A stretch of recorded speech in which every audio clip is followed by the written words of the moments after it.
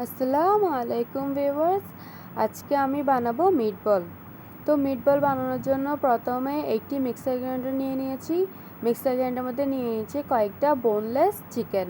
আমি 4 পিস নিয়ে নিয়েছি, আপনারা আপনাদের পরিমাণ মতো নিয়ে নেবেন। তারপর দিয়ে দিলাম সামান্য পরিমাণ কাঁচামরিচ বাটা, সামান্য পরিমাণ লাল মরিচ বাটা, সামান্য পরিমাণ হলুদ গুঁড়ি, আর নিয়ে নিয়েছি ম্যাজিক মশলা। এটা হচ্ছে 7 মিশালি ম্যাজিক মশলা। তারপর দিয়ে দিব গরম মশলা গুঁড়ি। তারপর দিয়ে দিব পরিমাণ মতো লবণ আর সামান্য পরিমাণ চিনি। চিনিটা আমার ব্যক্তিগত পছন্দ, তাই আমি চিনি দিয়েছি। আপনারা যদি চিনি পছন্দ না করেন তাহলে চিনিটা অ্যাভয়েড করতে পারেন। তারপর দিয়ে দিচ্ছি ব্রেড। পাউরুটির স্লাইসগুলো খুবই ছোট, তাই 5টা নাকি 6টা পাউরুটি দিয়ে দিচ্ছি, একদম টুকরো করে দিয়ে দিচ্ছি, যাতে মিক্সার গ্রাইন্ডারে মিক্স করার সময় বেশিক্ষণ সময় না লাগে। তারপরে দিয়ে দিব সামান্য পরিমাণ আদা বাটা, আর সামান্য পরিমাণ রসুন বাটা, আর সামান্য পরিমাণ বাটা মশলা। সামান্য পরিমাণ বাটা মশলাটা অপশনাল, যেহেতু আমরা আগে গরম মশলা গুঁড়ি দিয়েছি, আপনারা চাইলে বাটা মশলাটা না দিতে পারেন। তারপরে দিয়ে দিব সামান্য পরিমাণ তেল, কারণ যেহেতু বোনলেস মাংস ইউজ করেছি তাই এখানে ফ্যাট ছিল না, তাই ফ্যাটের জন্য সামান্য পরিমাণ তেল ব্যবহার করেছি। আপনারা চাইলে এটা স্কিপ করতে পারেন। তারপর সবগুলোকে মিক্স করে নিব, গ্রাইন্ডারে গ্রাইন্ড করে নিব। কালারটা এরকম এসেছে কারণ আমি মশলা একটু বেশি ইউজ করেছি। আপনারা যদি একটু সাদাটে টাইপের চান তাহলে আপনারা লাল মরিচ কম ইউজ করতে পারেন।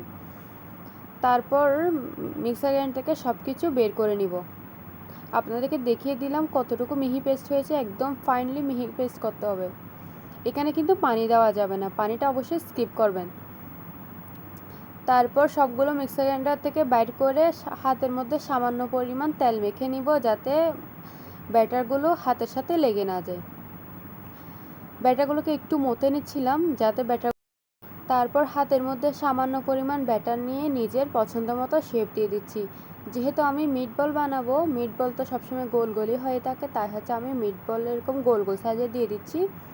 আসলে আমার একটা বল বড় হচ্ছে, একটা ছোট হচ্ছে, আসলে আমি আন্দাজ বুঝতে পারি না কোনটা কীরকম নিলে কীরকম হবে। আপনারা নিজেদের মতো করে বানাতে পারেন, আর গোলই বানাতে হবে ওটা কোনো কথা নেই। আপনারা যে যেরকম পছন্দ করেন সেরকমভাবে বানাবেন। এই তো আমি সবগুলো একদম বানিয়ে নিয়েছি। বানিয়ে নেওয়ার পর একটি ফ্রাই প্যানে বেশ কিছু পরিমাণ পানি গরম করে নিচ্ছিলাম।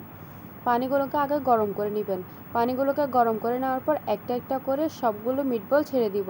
যেহেতু পানি একদম গরম ছিল তাই মিটবল দেওয়ার সাথে সাথে অর্ধেক সিদ্ধ হয়ে গেছে, আপনারা দেখে বুঝতে পারছেন। তারপর ঢাকনা দিয়ে দিব। তারপর ততক্ষণ সিদ্ধ করব যতক্ষণ না মিটবলগুলো একদম ভালো করে সিদ্ধ হয়ে যাচ্ছে।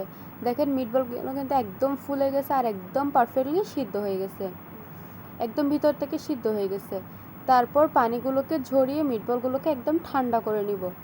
মিটবলগুলো একদম প্রপারলি ঠান্ডা হয়ে গেলে তখন তেল গরম করে নিয়ে তেলের মধ্যে ছেড়ে দিব। আসলে এগুলো আমি ইফতারির টাইমে বানাচ্ছিলাম, ইফতারি করার জন্য অনেক আগেই বানিয়ে রেখে দিয়েছিলাম, আর ইফতারের সময় ভেজে নিচ্ছিলাম। কারণ ইফতারের সময় তো এত কিছু তামজাম করা সম্ভব না, তাই আগেভাগেই বানিয়ে রেখে দিচ্ছি, ইফতারের সময় শুধু ভেজে নিলেই হবে। তারপর তেলের মধ্যে একে একে করে সবগুলো ছেড়ে দিলাম, কয়েকটা মিটবল ছেড়ে দিলাম, তারপরে ভালো করে নেড়ে চেড়ে ভেজে নিচ্ছিলাম। আপনারা কিন্তু এই মিটবলগুলো ফ্রোজেনও করতে পারেন। এরকম সিদ্ধ অবস্থায় মিটবলগুলোকে ডিপ ফ্রিজে ঢুকিয়ে রাখলে আপনারা যখন মন চায় তখন বের করে ভেজে খেতে পারেন। এটা কিন্তু অনেক ভালো একটা নাস্তার আইটেম হতে পারে, আপনারা বিকালে চাইলে নাস্তা হিসেবে ব্যবহার করতে পারেন। যেহেতু আমরা এখন রমজান মাস চলছে তাই ইফতারি হিসেবেও ব্যবহার করা যাবে। এই তো আমাদের মিটবল রেডি। কত সুন্দর লাগছে তাই না? আল্লাহ হাফেজ।